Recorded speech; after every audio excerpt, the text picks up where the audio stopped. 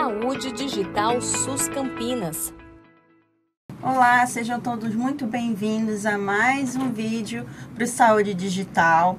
Hoje eu estou com convidadas muito especiais aqui do Devisa para a gente falar sobre a tuberculose. Hoje eu serei entrevistadora, eu me chamo Camila, eu sou enfermeira, trabalho no departamento de vigilância, no núcleo técnico de informação. Oi gente, eu sou Elda, sou médica, trabalho na vigilância há mais de 12 anos e já estou mais de 10 anos com a tuberculose. Então hoje a gente vai falar um pouquinho de tuberculose para vocês. Bom dia a todos, eu me chamo Carolina, sou enfermeira de formação e atuo há praticamente um ano no departamento de vigilância e anteriormente eu atuava na rede de atenção básica do município. Ótimo. Meninas, contem pra gente então o que é a tuberculose, o que é essa doença? Então, é uma doença causada por um bacilo chamado Mycobacterium tuberculosis.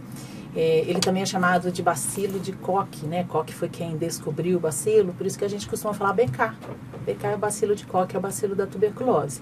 É uma doença que pode acometer vários órgãos do organismo, então pode ter em osso, pode ter em pleura, rins, mas o principal é o pulmão. Então, ela é conhecida como uma doença do pulmão. Então, a tuberculose, ela consegue se instalar além do pulmão? Ela é uma doença que vai para além dos pulmões? Sim. Muitas vezes a população, de uma forma geral, né, as pessoas acham que ela acomete só o pulmão, mas não, ela pode estar em outros órgãos do nosso sistema, desde pele, osso, sistema nervoso central. E são chamadas formas extrapulmonares. Legal. E habitualmente são em pessoas que têm o sistema imunológico meio fraco.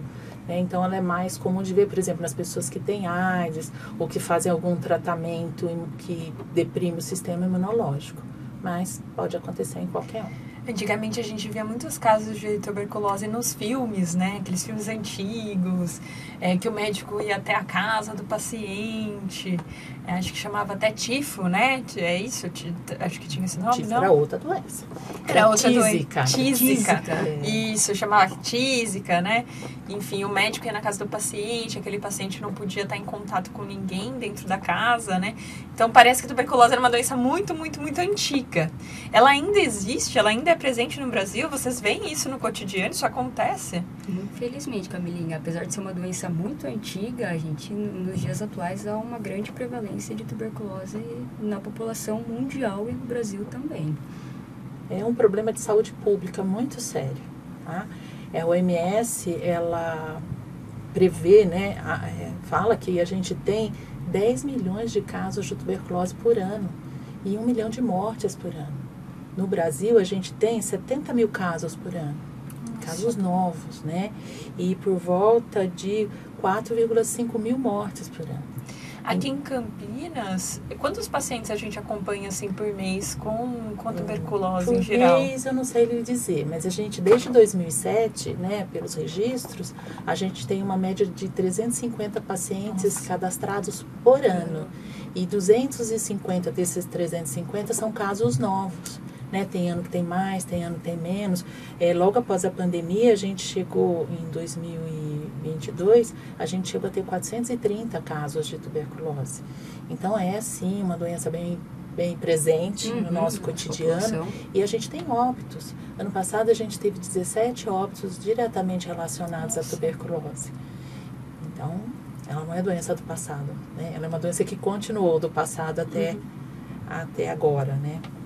Doutora, você falou que ela também pode acometer outros lugares, né? Os ossos. Ela sempre começa no pulmão? Sim, na realidade ela é transmitida com a gente aspirando o bacilo, né? Então, uma pessoa que tem tuberculose pulmonar, que tenha bastante bacilo no pulmão, então é uma pessoa que tem um teste de baciloscopia positivo, a gente chama de bacilífera, então é um paciente que tem a tuberculose pulmonar bacilífera, na hora que fala ele espelha esses bacilos, né? Esses bacilos ficam e a outra pessoa que está do lado, que está perto, aspira esses bacilos, eles vão até o pulmão e a partir do pulmão, a partir do alvéolo, que é a parte lá finalzinha do pulmão, esses bacilos entram na circulação e a doença tem a sua evolução. Se o nosso sistema imunológico consegue reter, segurar, né, o nosso sistema de defesa consegue segurar esses bacilos, a pessoa pode nem ficar doente, tá? Mas se ele não consegue, essa pessoa vai desenvolver a doença em até 2 anos depois que ficou infectada. Tá? Mas também tem pessoas que o sistema imunológico consegue reter esse bacilo, né? E depois, só quando o sistema imunológico enfraquece.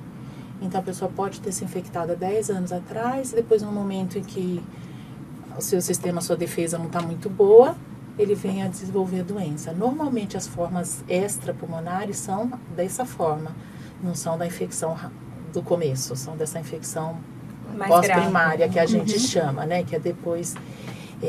Então, olha que interessante, das pessoas infectadas, apenas 10% ficam doentes. Tá? As outras todas ficam com esse bacilo seguro, contido pelo sistema imunológico, que é o que a gente chama de infecção latente da tuberculose, que é a ILTB. Tá? Então, a gente tem a doença ativa da tuberculose, que é o que faz a doença, o que a gente procura, o que tem tosse, mas também a gente pode ter pessoas que têm a forma latente da tuberculose, que não transmite, não tem doença nem nada, a gente tem que pesquisar. É isso que a gente chama de incubação? A doença está incubada, é isso? Exatamente. Exatamente. E a tuberculose é uma doença que pode ficar incubada por mais ou menos quanto tempo? A vida toda. Nossa. Às vezes a pessoa morre, não falei que só 10% desenvolvem, quer dizer, os outros 90% das pessoas que se infectam com bacilo vão morrer com a sua TB latente lá, sem ficar doente, não transmite, não é doença, não é nada. O risco é ficar doente caso ele abaixe a imunidade. Então, às vezes, a vida, né, as dificuldades da vida, uma pessoa que passa por um momento em que tem muitas dificuldades, que passa fome, que passa restrição, ou mesmo que tem alguma outra doença. Por isso que HIV, tem muitas pessoas que têm HIV e têm tuberculose, porque o HIV diminui a imunidade e faz a doença aparecer. Então eu já vou emendar a minha pergunta, que vocês já estão entrando. Então, quem são essas pessoas, né? A tuberculose, ela costuma acometer quais tipos de pessoas? Quem são as pessoas que pegam essa doença? De forma geral, ela pode acometer toda a população, desde crianças até idosos. Mas tem alguns fatores de risco que podem propiciar o surgimento o aparecimento da doença como tuberculose. Algumas condições de vida que favorecem, né? Então, condições precárias mesmo, pessoas que moram, várias pessoas na mesma casa, com poucos cômodos e muitas pessoas, moradores de rua, são um grande problema para a saúde pública, privados de liberdade, né? A gente tem uma incidência bem alta de tuberculose nos presídios, tanto é que tem campanhas, tem busca de doentes rotineiramente dentro dos presídios. E tem situações da própria pessoa, como eu falei, né? A pessoa que tem, por exemplo, que tem AIDS, que o sistema imunológico enfraquece, ou a pessoa que vai fazer um tratamento de câncer. Hoje em dia a gente usa muitas substâncias que diminuem a nossa imunidade para tratar, por exemplo, doenças reumatológicas, algumas doenças inflamatórias do intestino. Então, essas pessoas estão de risco para desenvolver tuberculose, porque o sistema imunológico cai.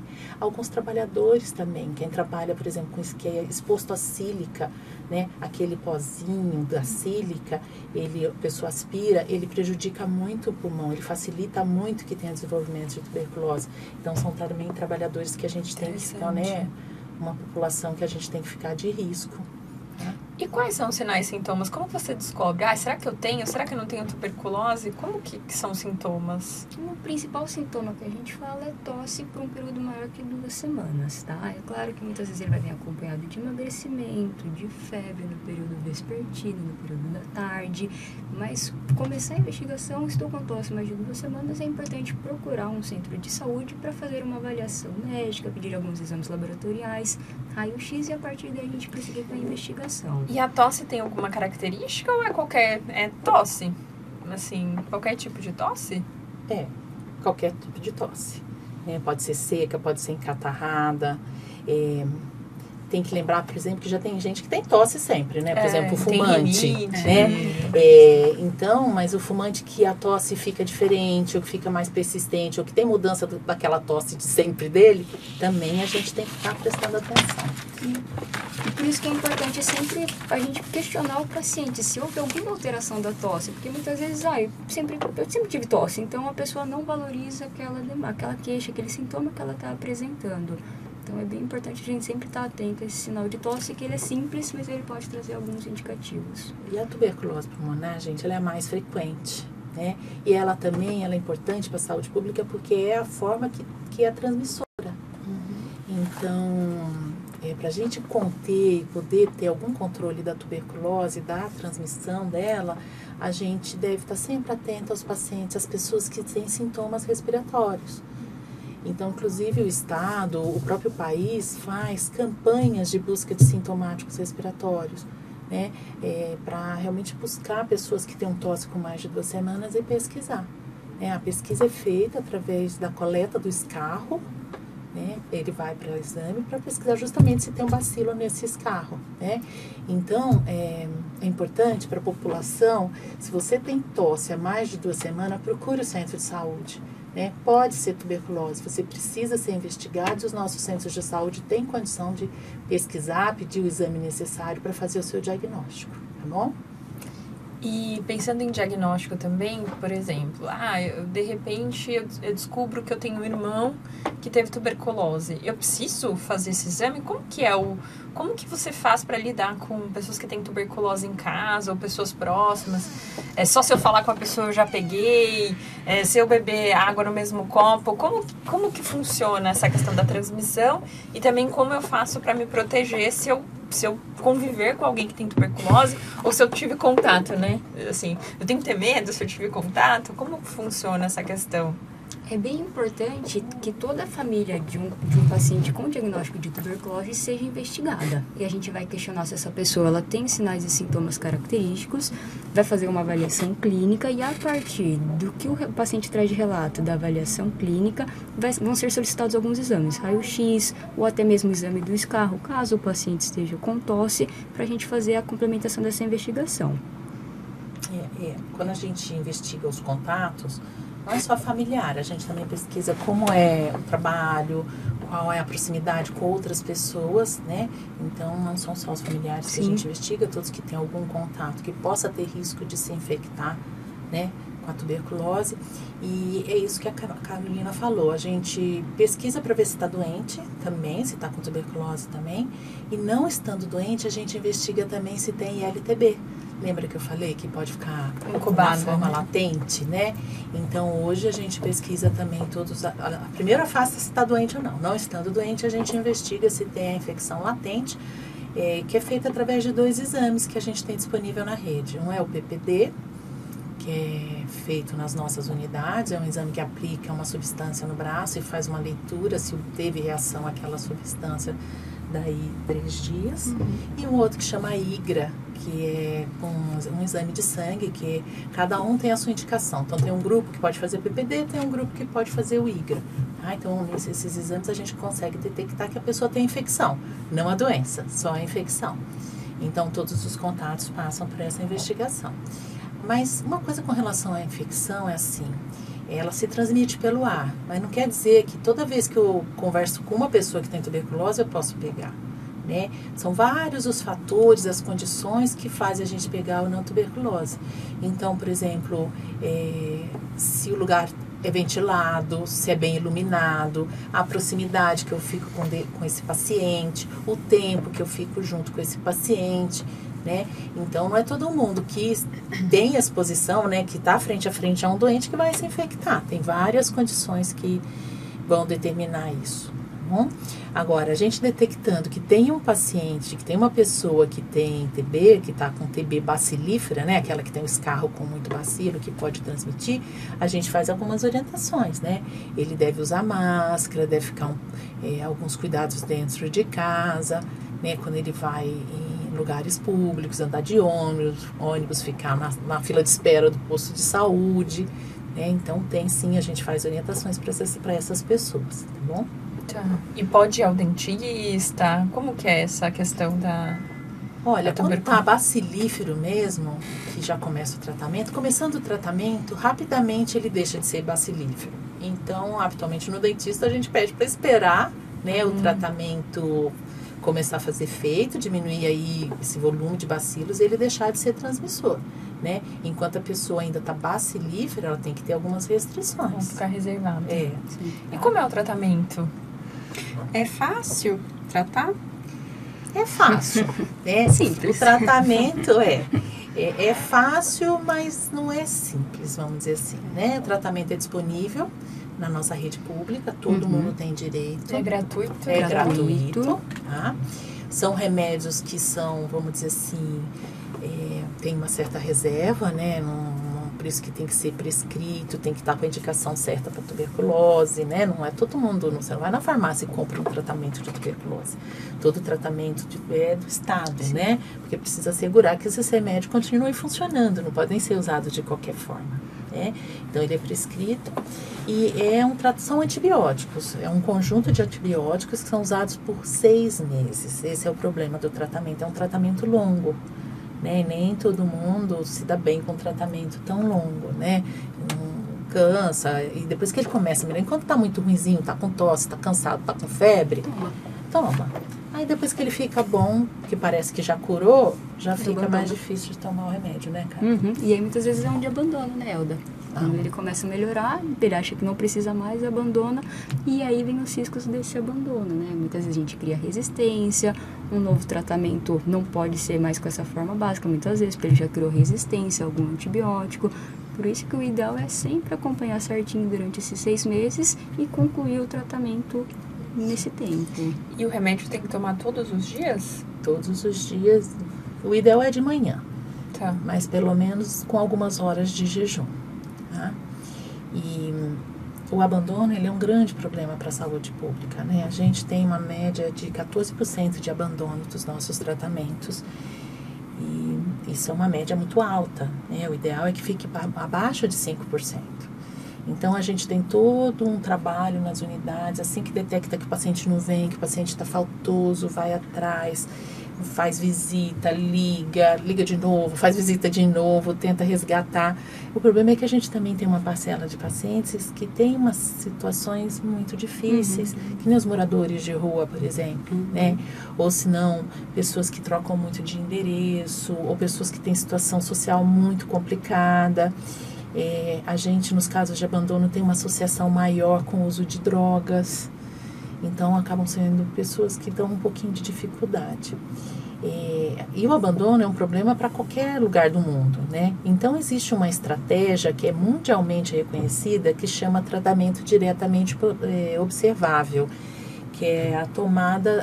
a gente vê o paciente tomando o remédio, né? Seja na casa dele, seja no centro de saúde, e isso de ver o paciente, além da gente estar confirmando que tomou o remédio, a gente consegue conversar todo dia com ele, consegue saber, não está bem, meu estômago está doendo, eu não estou me sentindo bem, eu estou com insônia, está acontecendo isso, ou seja, a gente consegue acompanhar de perto o que está acontecendo, né?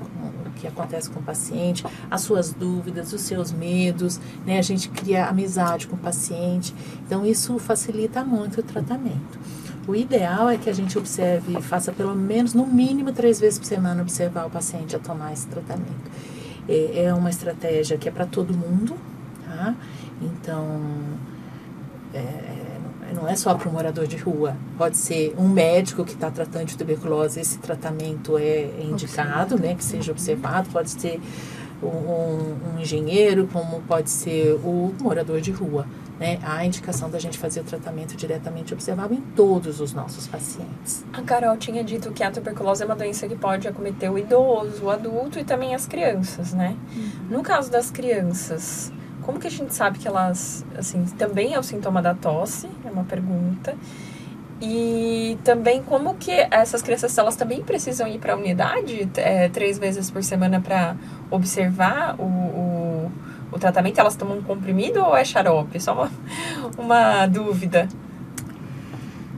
Depende, tá? Então vai depender muito da faixa etária dessa criança e vai ser a indicação do tratamento para ela. Mas é importante sim que essa criança também frequente a unidade de saúde no mínimo 3 vezes por semana para a gente fazer essa observação, né? Ou diariamente, a depender, porque muitas vezes também a gente consegue Como não é um tratamento fácil, são antibióticos, a gente imagina que para uma criança essa dificuldade de aceitação é maior que para um adulto.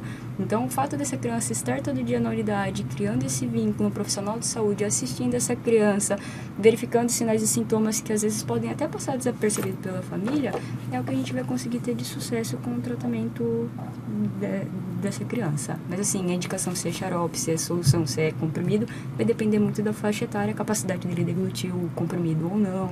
Então, tem vários fatores que interferem nisso.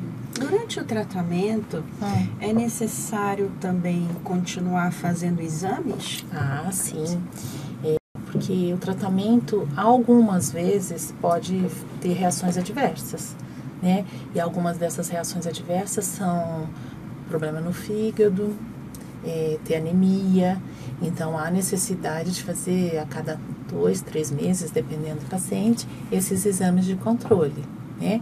Como também acompanhar se está ganhando peso, se está indo melhor, se está melhorando, se o som desse pulmão está melhor ou está pior, tá? E isso é para criança também, para adulto, crianças, todos, né? Também tem que ser acompanhado, tá? Com relação à criança, deixa eu só falar mais uma coisinha. Os sintomas podem ser mais variados do que o que a gente vê no adulto, né? O diagnóstico em criança nem sempre é tão simples. Primeiro que a criança não escarra, então a gente não consegue o exame de escarro, né? Não é simples. Depois não é tão claro os sintomas. Então a criança sim pode fazer tosse, perda de peso, normalmente aquela pneumonia de repetição, criança que é chiadora e que não melhora com tratamento habitual, né, são suspeitas. Mas o principal ponto que a gente tem que pensar em tuberculose da criança é ela ser contato de alguém. Tanto é que a maioria dos nossos diagnósticos em crianças são na investigação de contatos. Por isso é tão importante, quando a gente tem um caso de tuberculose, fazer, né, ir toda a família, falar de todas as crianças que tenham contato, né, porque a gente tem isso, né, nosso principal momento de diagnosticar as crianças com tuberculose é na investigação dos contatos. E só voltando um pouquinho na sua pergunta do acompanhamento, é bem importante que a gente faça a coleta dos escarros mensais, que é justamente onde a gente vai detectar se essa pessoa ela continua transmitindo ou não.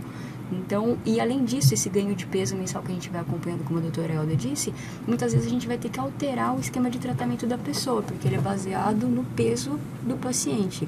Então, esse ganho de peso indica uma melhora clínica e muitas vezes a gente vai ter que alterar a prescrição do tratamento desse paciente. Por isso é tão importante que ele esteja bem próximo da equipe de saúde que acompanha ele. E mesmo se eu fizer, por exemplo, o escarro novamente ou algum outro tipo de exame de sangue, se eu tiver melhor, mas se eu tiver ainda dentro desses 6 meses, eu preciso continuar fazendo tratamento? Precisa. É ele que vai garantir a sua cura. Essa tomada de 6 meses de antibiótico e com o monitoramento de melhora clínica, de ganho de peso, que vai conseguir concluir que você curou ou não da doença. Eu tenho uma curiosidade. Eu vi que recentemente vocês lançaram a linha do cuidado da tuberculose e vocês lançaram um manual, um protocolo para a rede, atualizando todas as práticas de tratamento. E lá nesse manual, eu vi que tinha um tratamento à distância, por vídeo. Eu queria que vocês contassem um pouco disso. Lembrando que a gente está nesse momento agora, né, que muitas das práticas em saúde, elas são mais flexíveis e adaptadas ao paciente. Enfim, eu queria que vocês contassem um pouco como que funciona esse tratamento por vídeo, à distância, é por ligação, como que ele funciona, para quem é esse tratamento. Queria que vocês contassem um pouco. Então, lembra que eu falei do tratamento diretamente observado? Então, a Secretaria de Saúde, junto com a equipe da Saúde Digital, pensou em melhorar essa estratégia, né? E ter mais uma estratégia, né, para facilitar aí o acompanhamento dos pacientes. Então, dentro do sistema que é usado para fazer as consultas, né, virtuais, foi criado um espaço em que a gente pode registrar o tratamento observável, né? Então, qual é a vantagem? Primeiro, o deslocamento, né? Eu posso estar lá no meu trabalho e acessar o vídeo e a enfermeira do posto de saúde ver que eu estou tomando remédio. Então, isso diminui a possibilidade de deslocamento. E mesmo assim, aqueles pacientes que têm dificuldade de andar, não posso, ou moram muito longe, eu tenho que pegar ônibus, já não precisa fazer isso. Com o seu celular, ele consegue fazer o tratamento supervisionado, né? E para a equipe também é interessante, né? Diminui o tempo para fazer o supervisionado, ela entra ali na plataforma, ela acessa o paciente e conseguem conversar. Então, os pacientes já em tratamento de tuberculose, primeiro a gente precisa conversar, precisa ser um paciente que tenha pelo menos já 1 mês de tratamento com tratamento diretamente supervisionado. Então, presencial, para a gente saber que ele é uma pessoa que consegue dar os retornos, que consegue manipular o medicamento, tomar, contar os comprimidos, engolir, né? A gente faz tipo um treininho com ele na unidade, né? Para ver se ele consegue mostrar, botar o celular, acessar, ligar os, né, o sistema, acessar o sistema, e depois ele passa o tratamento, né? A equipe de enfermagem combina com ele o dia, então ele fala, Camila, então amanhã às 7 horas nós vamos fazer o supervisionado, e às 7 horas ele acessa, manda uma mensagem para Camila entra no sistema e aí a gente vê a pessoa tomando o medicamento, tá? E aí tem o mesmo valor que tivesse o presencial, né, com essas facilidades. Então, é mais uma maneira, né, mais uma estratégia, que é o termo que a gente usa, para melhorar aí os resultados com o tratamento de tuberculose. Essa ferramenta facilita bastante, né? Porque Muito, se você muito. tinha que ir 3 vezes por semana no centro de saúde, né? Agora você, como você exemplificou do trabalho, facilita bastante a vida do usuário, Bastante, né? É só pensar na gente. Imagina a gente ter que ir num centro de saúde tomar um remédio 3 vezes por semana, né? Sim. E dessa forma não precisa da minha casa ou do meu trabalho. Eu consigo fazer esse procedimento, né? Essa supervisão. Eu acho que é bem interessante, né? Traz aí novas possibilidades e facilita bastante para o paciente, né? Muito bom. Não tenho mais perguntas. Eu não sei se vocês queriam trazer algum comentário, alguma informação que vocês acham que é importante. Só uma pergunta. Depois que começou, né, essa opção de tratamento via a plataforma da saúde digital, vocês perceberam que teve mais... os pacientes começaram a acompanhar mais ou não mudou muita coisa, assim? Luciana, a implantação é muito recente. Nós né? estamos com quanto tempo, Camila? Eu acho que, assim, que eu vi o lançamento do protocolo, da linha de cuidado, tem 1 semana, 2 semanas, né? É muito pouco tempo. Para você pensar num tratamento que são 6 meses. Sim. Então, nós esperamos, né, que daqui a 1 ano a gente tenha ótimos resultados, né? Porque todo mundo está aprendendo, né? Os profissionais de saúde também, das unidades, também estão aprendendo a manipular, a ver que na hora que a gente põe o sistema para funcionar, que a gente começa a ver o que é fácil, o que é difícil, se tem algum problema, se tem alguma coisa que emperra. Então, ele ainda está naquela fase de começar, acelerar, tá? Mas a gente já tem várias unidades, porque na realidade, algumas unidades já faziam com o seu celular sem o sistema. Sim. Né? A vantagem de estar dentro da plataforma é que fica tudo registrado, usa um sistema que é da prefeitura, não usa o seu celular, né? Então, algumas vezes a gente já tinha alguns resultados muito bons, porque a gente tem que lembrar que tem pacientes que moram em lugares muito difíceis de acesso. Né? Tem pacientes que tem que pegar ônibus, ir para a estrada, pegar ônibus, vai para o centro da cidade, para depois pegar outro ônibus para ir lá para a unidade de saúde dele. Então, a gente teve já bons resultados sem o uso da plataforma, né? Virtual, mas não da plataforma. E agora com a plataforma a gente entende que só vai melhorar. Eu também acredito que vai melhorar bastante, né? É o tempo de deslocamento, como você falou, aquele trabalhador que tem que 3 vezes por semana chegar um pouco mais tarde no serviço, né? Ou até faltar, dependendo, né? E a questão também financeira, Com né? certeza. Porque é um peso para a família você ter que pegar um ônibus 3 vezes por semana, né, para ir até a unidade e fazer o tratamento, né? Então, eu acho que abre portas aí para ter um facilitador, né, para o engajamento do tratamento também, certeza, né? Com certeza. É isso que nós estamos apostando, né? Então, vamos ver. Daqui a um ano nós vamos ter números mostrando isso Sim, daí. sim. Melhorou. O que a gente pretende, assim, para nós, tudo que facilite ao paciente, né? Então, você perguntou do tratamento, né? Cada vez mais a gente tem tratamentos que conjugam todos os medicamentos num comprimido só. Já vem comprimidos que são mais fáceis para as crianças tomarem. Então, assim, todo mundo tenta facilitar. É claro que tem coisas que são impossíveis, estão além do que a gente tem, né? Mas podendo ajudar o paciente, porque a gente sabe que também tomar 6 meses de tratamento não é fácil, né? Sim. Às vezes a pessoa fica com mal-estar, às vezes e a vida é corrida e tem outros 1000 problemas concorrendo. Então, tudo que a gente puder para fazer, para facilitar, e com certeza a plataforma, o virtual, muitas pessoas têm acesso ao celular hoje em dia, né? Eu acho que a grande maioria da população. Então, isso realmente veio só para ajudar, para somar aí nossos esforços para melhorar esse problema de saúde pública tão antigo, mas que continua tão atual, né? Tão presente ainda. É isso. Mais alguma pergunta? Alguma pergunta? Tá. Vocês têm alguma consideração final para fazer? Não final, mas só um paralelo do que a Elda acabou de trazer. Muitas vezes o paciente passa o tratamento todo bem, sem nenhum grande efeito colateral, mas tem alguns pacientes que têm efeitos colaterais importantes e que muitas vezes requerem até a mudança de tratamento ou reintrodução do mesmo tratamento de uma forma diferente. Então, sempre lembrar do paciente ele estar próximo dessa unidade de saúde, comentando tudo o que ele está sentindo para que ele seja conduzido da melhor forma. Muitas vezes no centro de saúde, outras vezes ele vai ter que ir para os serviços de referência do município. Então, a nossa rede está capacitada para atender toda essa população. É importante sempre procurar estar próximo para que ele tenha a melhor condução e o melhor tratamento possível. Eu tenho uma outra pergunta. Caso o paciente tenha um plano de saúde, né, que seja acompanhado numa rede particular, ele precisa ir também no centro de saúde para fazer algum acompanhamento ou algum exame?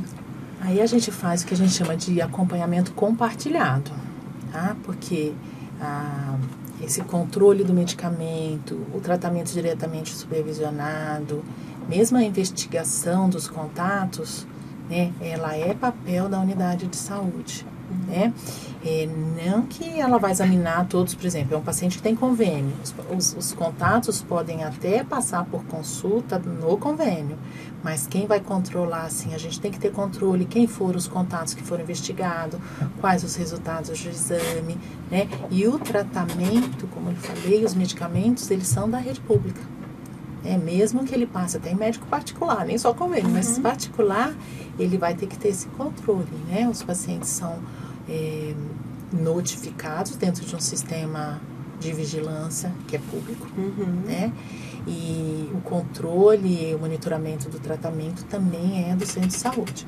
Então, mesmo estando lá no seu convênio, ainda precisa do centro de saúde, ainda a gente faz o controle dentro do centro de saúde. Então, é o mesmo processo. O paciente vai lá no centro de saúde, recebe a medicação e vocês também fazem essa dose supervisionada também, com ele. sim. A gente faz o controle de peso dele e a gente vai ofertando o que a gente tem disponível no SUS. E o paciente, eu quero fazer o exame do controle do escarro pelo convênio. Tudo bem, eu quero fazer pelo SUS. Tudo bem também. Então, a gente faz esse cuidado compartilhado. Muito bom mesmo. Parabéns. Por isso que a gente tem sempre que unir forças, né, para o SUS, porque o SUS sempre vai ser importante para a vida de todo brasileiro, né? Porque apesar da gente pagar um plano de saúde ou a gente pagar um profissional, né, seja uma fono, um médico, usar esses profissionais da rede particular, em vários momentos da nossa vida, a gente utiliza o SUS. Né? Então, divulgar esse trabalho que a gente faz aqui no SUS é muito importante. Né? Bem bacana. Elda, Carol, muito obrigada. Muito obrigada. E parabéns pelo trabalho diário, não deve ser fácil, né? Muito obrigada. Nós que agradecemos. E, na realidade, a gente tem uma rede muito potente de profissionais. São muitos profissionais lutando, né, para tuberculose, né? Lutando a favor dos pacientes. Né? Nós temos uma rede muito engajada, nós temos profissionais de enfermagem maravilhosos, que lutam, que vão atrás, estão sempre preocupados com os pacientes. Né? Nós temos nossos agentes de saúde também. Então, o SUS é construído por muitas mãos. Né? Sim. E na tuberculose, cada mãozinha dessa tem um papel essencial para a garantia do tratamento de sucesso e que tenha um bom êxito final. Doutora Elda, Carol, vocês tinham falado da ILTB, né? Vocês podem falar um pouquinho mais sobre essa questão? Então, a ILTB é uma infecção latente, né? A pessoa não tem a doença, mas tem o bacilo lá, latente, guardadinho. E em caso a pessoa, como eu falei, tem algum problema, baixa a imunidade, ele pode ter a doença. Então, é por isso que a gente investiga a ILTB nos contatos, porque se eles estão infectados, a gente faz o tratamento. É um tratamento que varia, tem 3 formas de tratamento. Então, o tratamento mais tradicional, mais antigo, são 6 meses de tratamento, um remédio só. Também para paciente que está com a doença incubada, Também. que não tem sintomas aparentes. Também. Mas hoje já tem novas formas, tem uma que é uma vez por semana só, Legal. Durante 12 semanas, né? Então tem umas formas, eles estão cada vez mais desenvolvendo medicamentos que facilitem, né, esse tratamento. Tá? Mas o paciente também precisa ser acompanhado, igual no tratamento de tuberculose. Então, independente de ter sintomas ou não ter sintomas, se for detectado que você tem o bacilo, você necessita fazer o tratamento. Isso, mas lembrar que quando tem a infecção latente, não tem doença. Não transmite. Tá? Se tiver alguma suspeita que tem doença, a própria equipe de saúde vai investigar melhor para definir mesmo se não tem a doença de tuberculose. Porque a doença tuberculose, né, ela é um tratamento. São mais medicamentos, é um tratamento diferente do que é só ILTB. Tá? E o importante do tratamento de ILTB, por exemplo, hoje a gente investiga ILTB em quem vai fazer, por exemplo, um tratamento de câncer, quem vai fazer um tratamento que usa medicamento que deprime o sistema imunológico. Reumatoide, lúpus, muitas vezes usam medicamentos que requerem que seja investigado antes para... Então a gente desenvolva a doença. Exatamente, porque essas pessoas nesses tratamentos, quando desenvolvem tuberculose, são tuberculoses muito graves, porque o sistema imunológico está muito fraquinho. Né? Então, a gente recebe muitos pacientes, né, que vão do pessoal da reumatologia, que vai fazer tratamento, pessoal da oncologia, o pessoal da área de intestino também, porque aquelas inflamatórias, né, que nem doença de Crohn, intestino irritável, né, todas elas hoje usam medicamentos que deprimem um pouco o sistema imunológico. Então, a gente faz a investigação de ILTB e trata. Então, também tem tratamento, também é pela rede pública, tem que ser acompanhado. E vale a pena, viu, gente? Porque às vezes a pessoa fala, mas não estou doente, não vai tratar. Mas exatamente, se trata com uma forma mais tranquila de tratamento, são menos medicamentos, quando você não está doente. Porque depois, quando fica doente, é pior. Né? E realmente essas situações, às vezes a gente vê casos extremamente graves de tuberculose. Porque não fez o tratamento de ILTB, tinha a TB incubada, né, fez um tratamento que abaixa a imunidade e a tuberculose apareceu de uma forma muito grave. Então, ILTB tem tratamento também. Doutora, por exemplo, eu estava com a doença, aí eu comecei a tomar a medicação, como você falou, né? Fiquei melhor, dali a 2 meses eu estou bem, eu parei de tomar a medicação. Passou algum tempo, por algum problema, minha imunidade baixou, dali 2 anos depois, essa doença voltou, né? A tuberculose voltou, eu vou precisar tratar novamente. É o mesmo esquema de medicação? Uma pergunta bem legal essa, né? Porque os pacientes que abandonam, eles têm risco de fazer do bacilo que ele tem ficar resistente ao tratamento comum. Então, quando a gente recebe um paciente que já fez, ou que faz tratamento, ou que abandonou, a gente tem que pesquisar se esse paciente não desenvolveu resistência. Então, a gente colhe o bacilo, ele vai para um exame que chama cultura, onde que eles fazem brotar, né, o bacilo numa substância própria e investiga todos os antibióticos para ver se ele não tem resistência. Se ele tiver resistência, ele vai fazer um tratamento diferente. É um tratamento específico para a resistência que ele teve aí por conta do abandono. E esse tratamento, ele acaba sendo pior ou não? No sentido de que vai ser mais difícil de curar do que daquela primeira vez? Em algumas situações, Luciana, tem que tomar, inclusive, injeção diariamente, tá? Conforme a resistência. Por isso que o abandono é ruim. Primeiro que quem abandona continua com o bacilo e prolifera e pode continuar transmitindo depois, né? E depois ele tem esse risco, né? De desenvolver daquele bacilo ficar resistente aos antibióticos que a gente estava usando no primeiro tratamento. E aí tem que usar, e assim, quanto mais resistente fica o bacilo, são antibióticos mais restritos, antibióticos mais caros, o tratamento fica mais prolongado. Tem, como eu falei, tem situações, às vezes, tem que tomar injeção diariamente, né? Que é pior do que você ter que tomar só comprimido todo dia, né? Lembrando que são 6 meses, né, de tratamento, então... E mesmo que você, por exemplo, tenha tratado 2 meses, você abandonou, quando volta, tem que fazer os 6 meses de novo. E o que pega é assim, como você falou, né? A pessoa se sente bem, acha que já curou. Só que o bacilo, gente, ele pode ficar lá em pouca quantidade, que parece que a gente curou mesmo, a gente não sente mais. O tempo de 6 meses é o tempo que a gente sabe que consegue eliminar todos os bacilos do organismo. Né? Não ficar 1 ou 2 lá que ficaram quietinho, né? Espera você tratar, parar de tomar o remédio, daí um tempo ele volta com a doença forte de novo. Então, realmente, 6 meses é 6 meses de tratamento, mesmo que esteja ótimo, tá? Porque tem que acabar com toda essa, a gente chama população de bacilos que tem no organismo. 6 meses. Uma outra questão, vocês falaram que a gente pode ter tuberculose fora do pulmão, em outros locais, né? É o mesmo tratamento? São tratamentos mais específicos? Como que é quando a gente descobre que tem tuberculose em outro lugar? É o mesmo tratamento. O que muda é o tempo. Então, a tuberculose neurológica, por exemplo, é 1 ano de tratamento. A óssea também. Tá? Então, é isso que muda, mas é o mesmo tratamento. A tuberculose, ela é assim, os 2 primeiros meses são 4 remédios, depois os outros meses são 2 remédios. Então, é a mesma coisa, só que, em vez de ser só 4 meses para completar 6 meses, é mais 1 ano, né? Para completar 1 ano de tratamento. Por isso que é sempre bom reforçar, né? Que esse tratamento inicial aí, apesar de serem 6 meses, né?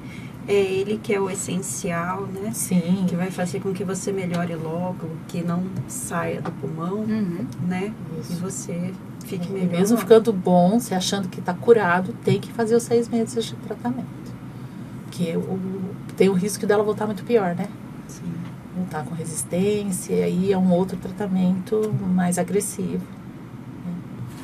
Então é isso, pessoal. Eu agradeço a presença das meninas, gente. Muito obrigada pela participação de vocês. Eu vou pedir para vocês curtirem, compartilharem, deixarem suas dúvidas no comentário, que a gente sempre entra em contato com os nossos participantes, caso vocês tenham alguma dúvida. E continuem nos acompanhando no Saúde Digital.